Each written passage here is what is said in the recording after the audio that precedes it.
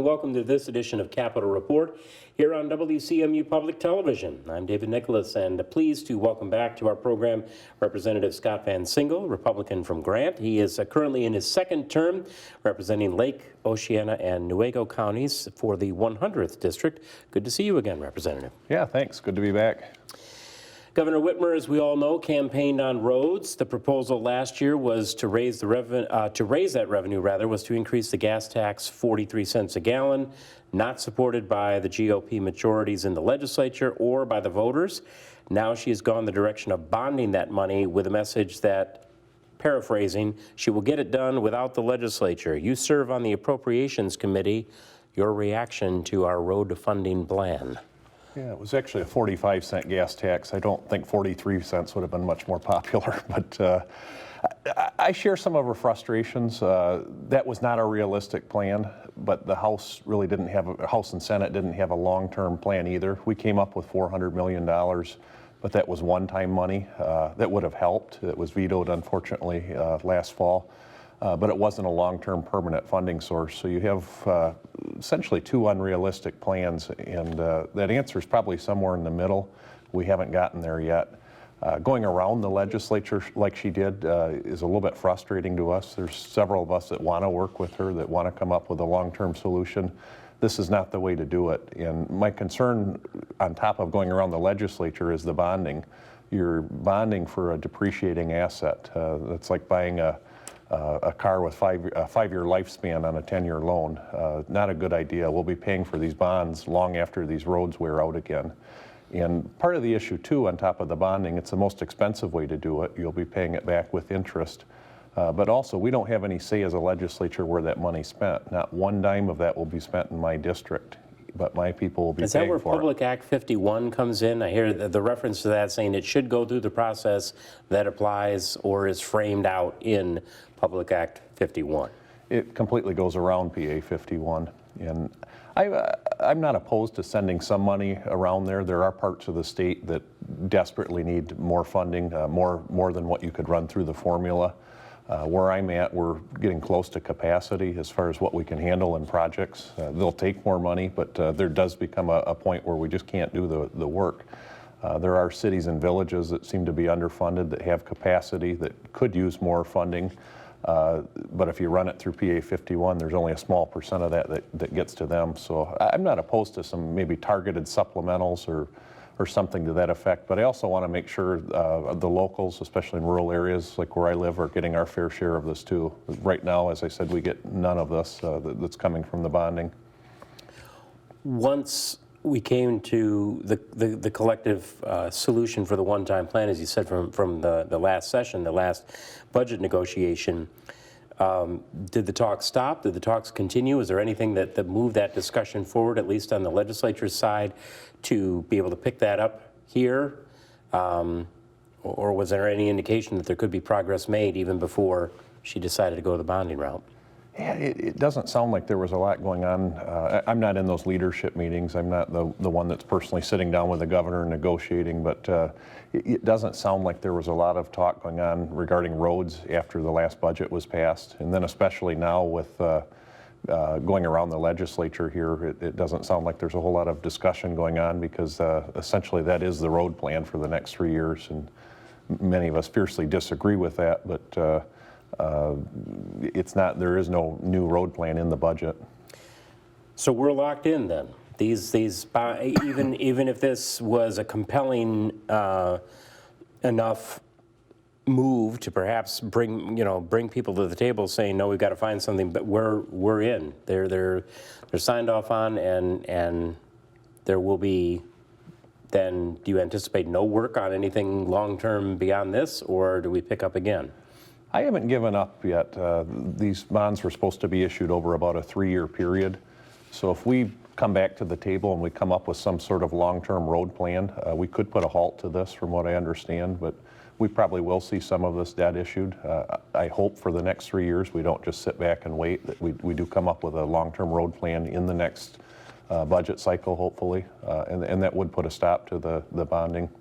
You have crews, adequate crews staffed in your district to do the work that already is being paid for? That has been a common question and reaction from many people that have been guests on this program, is that no matter how much we're working towards it, we still have not done a lot collectively as a state to bring crews in, attract or set up training, to increase that workforce so that when the money is there in whatever capacity, that we've got enough people to actually get the job done.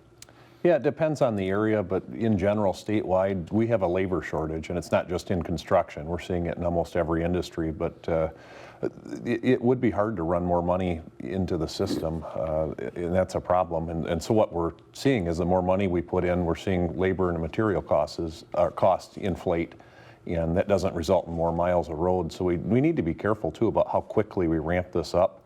The governor's proposal last year, if $1.9 billion in net revenue is the correct number, doing that all in 1 year probably would have been a disaster. You would mostly just see $1.9 billion in cost inflation and not a lot of new pavement. So I think we still need to have a scaled approach, maybe $500 million a year for the next 4 years, ramping it up. Or I'm just throwing that number out there, but probably something over the next 4 or 5 years to get to whatever that correct number is.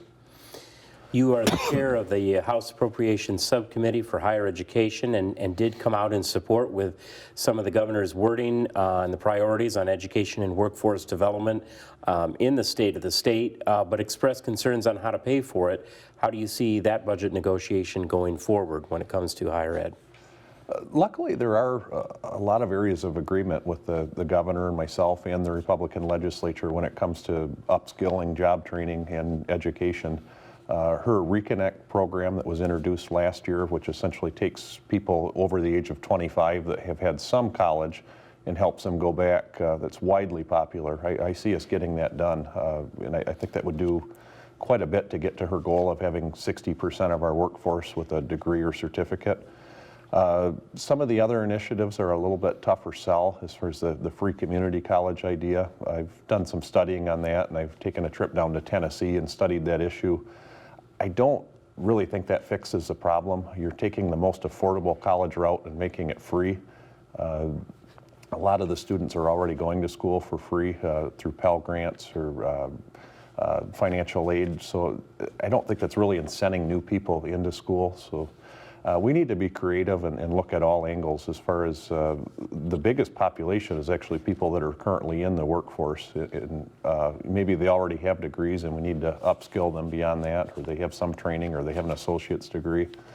But she has an ambitious goal of reaching 60%, and I agree with her, and we'll do what we can to support it. But I don't want to just blindly throw money at a problem and feel good about it and not actually bring more people into the workforce with skills.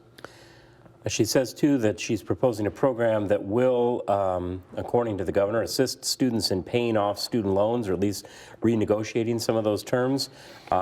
Is that an affordable measure that we can take a serious look at?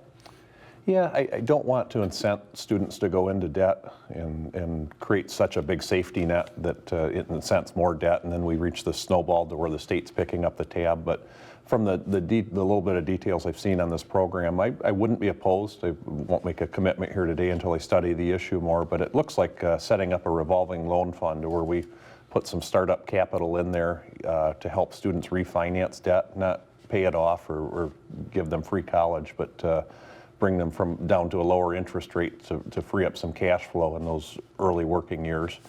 And then the loan would sort of be self-sustaining. As loans are paid back, there would be more capital to refinance other loans. And I don't know that it's the state's job to get into the banking business, but there could be some merit to this, so I'm willing to listen to what she has to say. The governor is also proposing $40 million in grants to study climate change.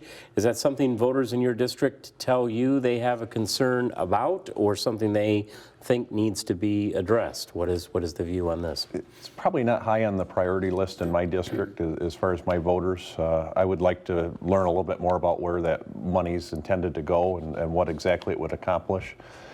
You know, again, maybe a worthwhile cause, but a lot of times we like to spend money because it feels good and it feels like we're doing something, but doesn't actually accomplish anything. So I want to make sure it's money well spent and have some accountability to where it goes. How has your district benefited over the years to the Pure Michigan campaign? We're looking at some levels of restored money, perhaps not back to the level of funding that it did have, but not the cuts that were initially put out there. Widely popular in my district. I've specifically talked to restaurant owners that said, we have people come in here from Chicago and they said, we saw your Pure Michigan ads and thought we would like to come up and go snowmobiling or check out your lakes or rivers. So it's been a net benefit to my district. I would like to see that money restored, but I think there's also a point, both sides of the aisle have said that maybe the business community needs to chip in too. They're the ones benefiting from this. How you go about that and collect from all these different small businesses or create this pool of money that we haven't quite figured that out yet. So I'm not completely opposed to that, but in the short term, I do believe this should be fully funded because it is a positive return on investment and it really does help districts like mine that are heavily tourist-based. If we are to pay as we go, which is at the core of most of the philosophy of GOP legislators such as yourself, state obviously needs a healthy economy that produces increased tax revenues to pay for the proposals, whether they're coming from the executive side or from lawmakers. Current outlook that you would say on the state's economy as we sit here early in 2020? We're still healthy and in good shape. We have new problems that we didn't have 10 years ago. And the main problem is a labor shortage. We're pretty much at full employment. So if you want more tax revenue coming in, you either have to have higher wages for those people that are in the workforce or you have to bring new people into the workforce. And that would be either through inward migration or pulling people out of the fringes that are currently not part of the workforce for whatever reason. So, you seen any migration back to the state? Anybody that, as things have picked up to whatever level, that have decided to come back home? We're seeing a very small amount. I believe we're actually at a net inflow now, where for years we were the #1 state for losses as far as people leaving, especially working people. Some of that's climate, but some of it was we got hit worse than anybody during the recession, especially the auto industry. I understand Illinois is where many of the immigrants are coming from. Their state's in a mess. Michigan looks a lot more attractive right now than what Illinois does. We'll probably never compete with the Southeast and Southwest as far as climate, and I love Michigan. I'm not going anywhere, but that's their choice. But we're not seeing the population growth that other states are. It's been very, very slow. Any roadblocks currently to economic growth if we look at levels of taxation or levels or specific sectors when it comes to regulation? Anything that you would see that is still there in the model that is a drag at all on economic growth? Yeah, we can probably always do better, but if you look back to I think it was about 9 years ago when the business tax reform was passed, that was such a boost to the economy in Michigan.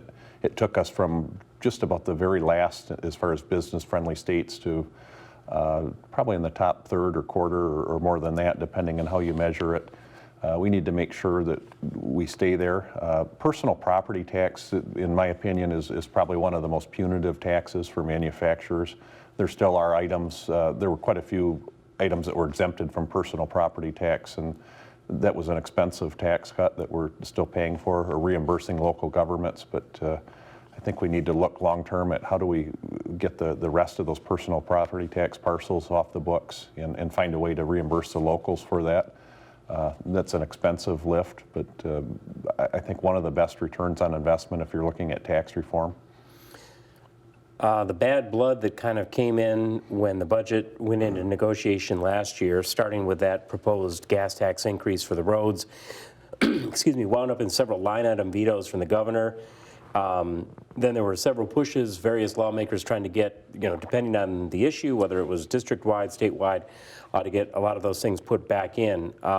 When it came to the work you were doing and committees you were on, what were the most crucial items that you were working at to get put back in to the budget after that series of the vetoes that came?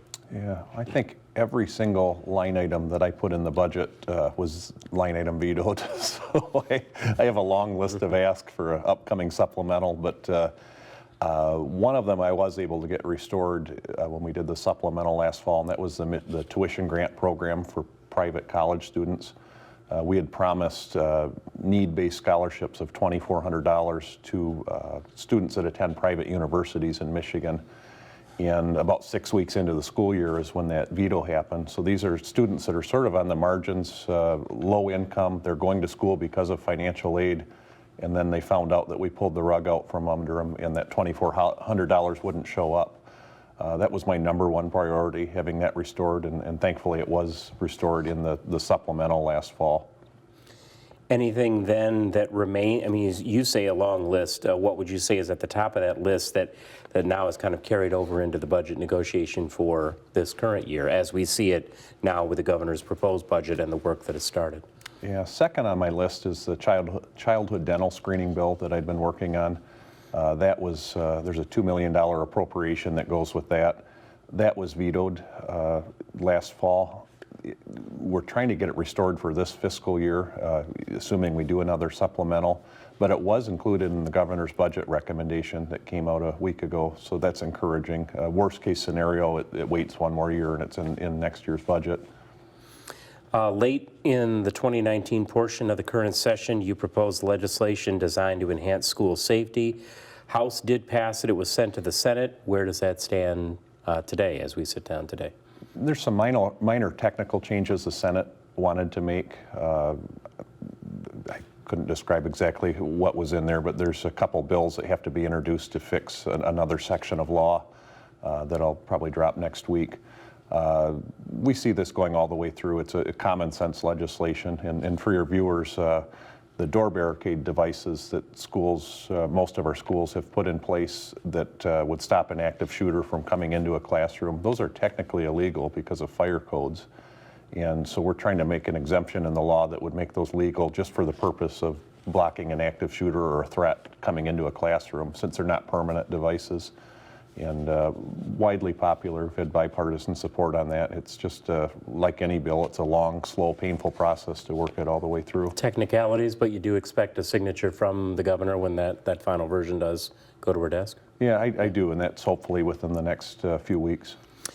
The committee to ban fracking collected signatures toward making their initiative part of the ballot in 2018. Issue didn't go on the ballot. It wound up in court. Now some renewed effort to get it on the ballot either here in 2020 or 2022. Does the GOP caucus have an official position on the issue, and is there any form of compromise that can be reached that might get this out of the courts and into some sort of either revised ballot proposal to go to the voters or legislation that would look at this? I don't see how we would come out in support of this, and I've always had issues with these ballot drives. If it was a good idea, we would address the issue in the legislature. A lot of these ballot drives are funded from out-of-state groups, and they tend to be very radical groups, either on the far right or far left. And there's a reason that we haven't passed these laws at the state level. They're usually not good ideas, and so I don't know where this will end up, but this is probably another one of those poorly thought out ideas that maybe sounds good to a specific group of people, but there's a reason it hasn't been passed legislatively. Are there others that you're watching or your colleagues are watching with any concern that are beginning the process of trying to get those on the November 2020 ballot? There was a ballot drive that was just introduced a few weeks ago that would reform, it's a Citizens Not Politicians group that passed the ballot proposal in 2018 related to redistricting. They've come back with some more reforms related to lobbying in Michigan and just the legislature in general. And there's maybe a few good ideas in there, but a lot of them are, again, I think maybe well-intended but poorly thought out. Some of them would be, for example, requiring financial disclosures for legislators. I'm only in this job for 6 years. I don't know that the public needs to know every stock I own, what the balance of my 401k is, what other sources of income I own, if a spouse has a job, how much money do they make, who their employer is. Those sort of things I think would really scare people away from running for office. And then it also included a list of things we can't do after we leave office. And I find that ballot drive a little bit concerning. So we've been having discussions with them as far as here's your list of ideas we think are good ideas. Here are some things that we think would be detrimental to the institution. Can we have a conversation? On the overall question then, where do we stand, just to bring people back up to speed on, we're into the year of the 2020 census, and the measure was passed to form this commission that would take it out of the hands of the legislature. And if we apply it on a personal level, we mentioned you're serving in a second term. One could assume you would run for a third term. Does this play out where you could potentially be running at any point, either for a district that gets changed after a supposed re-election in November, or something that goes through in some way, shape, or form prior to that November ballot? So in terms of how you or any other lawmaker would be representing whatever form of the district for him or her? Yeah, personally, I filed for re-election last week. By the time I serve my third and final term, the districts won't have changed. The changes will take place after I leave office. There's just a lot of unknowns with that as far as what will the process be that this group comes up with new district lines. Will it truly be nonpartisan? The way the ballot proposal was written, you would have Democrats, Republicans, and independents. Who are those independents? Everybody you talk to has some sort of bias. They tend to lean one way or the other. So is the independent member of that committee a way to stack the deck to one side or the other? There's just a lot of unknowns we don't know. This could be a good thing. It could take a lot of the partisanship out of there, or it could just be another way to create partisanship on the other side of the aisle and draw partisan districts. I'm hoping for the best. I'm optimistic, but there's just a lot of unknowns with how this actually works out. Any issues that you see potentially coming before the Natural Resources and Environment Committee? You're one of the members there. Anything else that we've not yet addressed that you see as potential major issues coming before that committee? Not in the short term. There's the governor has some environmental clean water initiatives, those sort of things that we'll weigh those one by one. A lot of those new initiatives come out of general fund dollars, and as you know, those are few and far between, so they could be great ideas, but a lot of those dollars are already spoken for. For example, in our prison system, like it or not, it costs $2 billion a year to run our correction system, and we found it just painfully hard to reduce that number. That all comes out of the general fund. Our Medicaid match is up to almost $5 billion now out of the general fund. There's not much we can do to reduce that. And so right there is 7 of the $11 billion of your general fund. There's not a lot of extra dollars left over, and it just makes these discussions difficult. Even though the state's in general doing fairly well right now, dollars are always scarce. Well, that was the next question. Worded exactly the same, except subbing out the fact to address it from your membership on the House Corrections Committee. Then, any thought that there could be any movement to address that what seems to be immovable number of the $2 billion that you noted? We've seen a steady decline in our state's prison population, which is a good thing. Some of that's a strong economy. People are busy working and not getting in trouble. We've seen criminal justice reforms that have helped reduce that population. There's a variety of things that are causing that population to drop. It peaked just a little over 50,000, and I think we're down to about 36 or 37,000 people in our correction institutions. But our cost has not dropped. When we were at 50,000, it was about $2 billion a year. When we're at 37,000, it was about $2 billion a year to run the system. What we're finding is with the labor shortage, we can't find prison guards, and so we're paying massive amounts of overtime and working people half to death. And so we're really not seeing a lot of cost savings, even as we close facilities. There's legacy costs as far as pension plans that are fixed, whether we have a prison system or not. Eventually, in the long term, some of this will fix itself, and those legacy costs go away. If we continue to close prisons, you'll see a reduction in cost eventually. But it's just been frustrating since I've been there that we're doing everything we can to to try to lower that cost, and we can't. And to put it in perspective, we spend about $1.6 billion on higher education in Michigan and $2 billion on corrections. I would love to see those numbers flip-flopped. Optimistic numbers to begin to work at as we start to look at the budget then. We'll see where that and the other issues go from here. I want to thank you for taking the time to spend the time with us to catch us up to date on the issues as the budget negotiations get underway, and looking at the issue in particular of roads and the impact on your district and elsewhere in central and northern Michigan. As always, good to have you here, and thanks for coming by. Yeah, thanks, David. Good to be here. And thank you for joining us once again here on Capitol Report. We have been speaking with Representative Scott VanSingel, the Republican in his second term representing Michigan's 100th district. Reminder that this program will be rebroadcast this coming Sunday, that at 5:30. My thanks to all in our crew behind the scenes. Remember, you can also find these programs once they get posted online. And we hope you'll be back with us again next week. Our guest will be Republican Congressman John Molinar of the federal 4th District representing Michigan in the U.S. House. I'm David Nicholas. Thanks for joining us, and we'll talk again soon.